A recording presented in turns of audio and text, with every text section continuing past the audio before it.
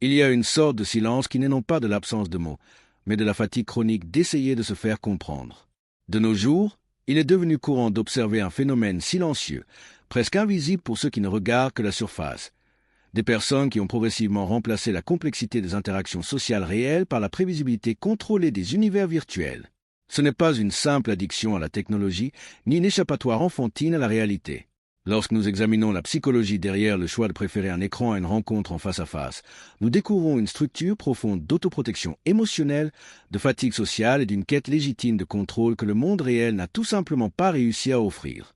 Pour comprendre ce changement, il faut regarder dans l'ombre de l'esprit de ceux qui décident de se retirer. Le monde réel exige une performance constante.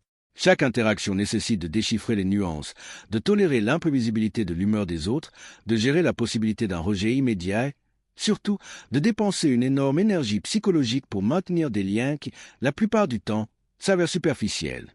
Les banalités drainent, le besoin de validation sociale s'épuise et la dynamique humaine semble de plus en plus guidée par des intérêts momentanés et des jeux d'apparence. Pour un esprit très observateur et sensible, le fardeau de maintenir ces interactions devient insupportable. C'est dans ce contexte que l'univers des jeux en ligne cesse d'être un simple divertissement et commence à fonctionner comme un refuge psychologiquement sûr. Contrairement à l'imprévisibilité chaotique d'une conversation dans un bar ou un lieu de travail, le jeu propose des règles claires. Si vous faites des efforts, vous évoluez. Si vous suivez les commandes, le résultat est exact. Il existe un sens de la justice mathématique dans les environnements virtuels que la vie réelle n'a pas su offrir. Pour quelqu'un qui a ressenti la frustration de se donner à une relation et de recevoir en retour de l'indifférence, ou qui s'est lassé d'essayer de déchiffrer les intentions cachées des personnes autour d'elle, la logique acérée d'un système virtuel apporte un soulagement immédiat au système nerveux. Derrière un avatar, la vulnérabilité n'est plus une menace. Vous choisissez quand entrer, à qui parler, et le moment exact de déconnecter. Le bouton pour fermer le jeu fonctionne comme une frontière infranchissable, un contrôle que personne n'a dans les interactions quotidiennes. Cette quête de contrôle reflète en réalité une profonde lassitude face à l'incohérence humaine. Tout au long de leur vie, beaucoup de ces personnes ont appris trop tôt que dépendre émotionnellement des autres est un chemin pavé par les déceptions.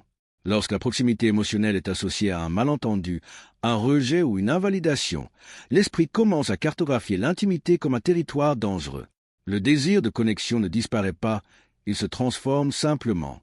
Ceux qui s'isolent dans l'environnement virtuel ne détestent pas les êtres humains, mais craignent la douleur que l'exposition a et peut causer. Dans les jeux, la coopération existe, mais elle fonctionne. Vous pouvez faire partie d'un groupe, atteindre un objectif commun et éprouver un sentiment d'appartenance sans avoir à exposer vos blessures, vos insécurités ou votre histoire personnelle. C'est la connexion entre les doses homéopathiques, sans risque d'attachement et de perte, qui en découle. La psychologie explique que le cerveau humain cherche naturellement la voie la plus courte de résistance pour obtenir la dopamine et un sentiment de compétence. Dans la vraie vie, se construire une réputation, être reconnu, trouver un groupe où l'on s'intègre vraiment et sentir que sa présence fait la différence demande des années d'essais, d'erreurs et de cicatrices. Dans l'environnement virtuel, cette validation est immédiate. Chaque réussite, chaque niveau atteint, chaque stratégie réussie envoie un signal clair à l'esprit que vous êtes capable, que vous avez de la valeur et que vos actions ont un impact direct sur l'environnement.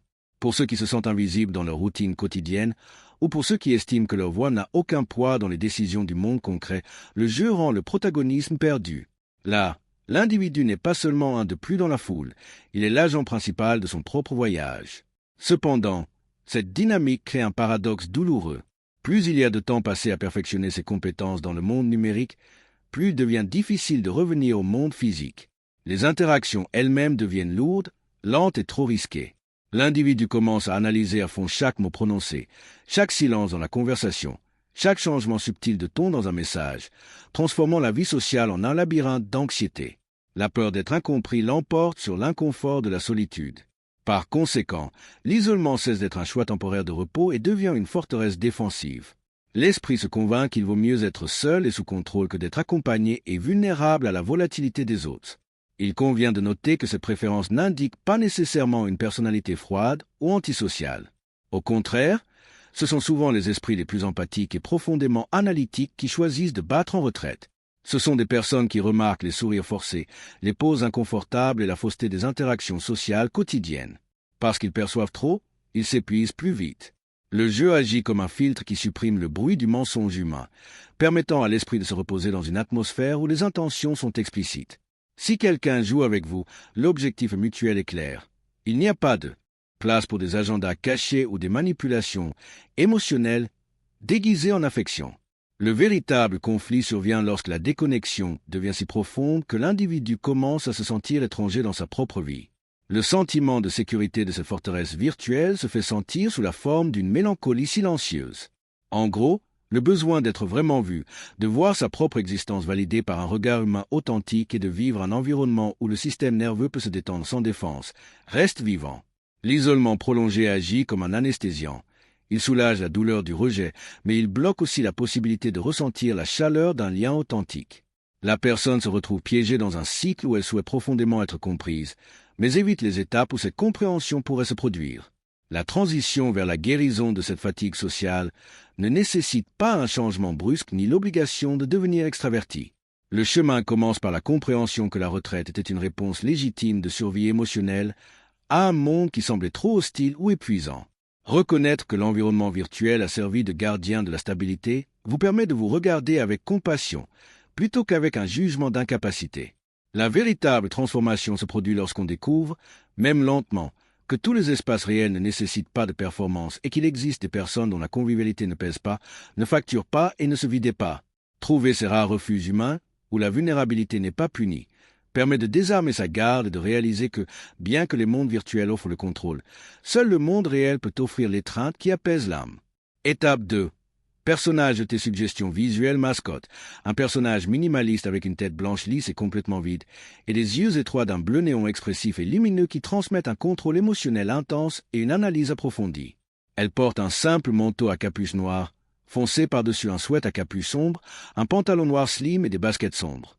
Le personnage incarne une observation silencieuse et un détachement émotionnel, se tenant dans une posture posée et calme, les mains dans les poches.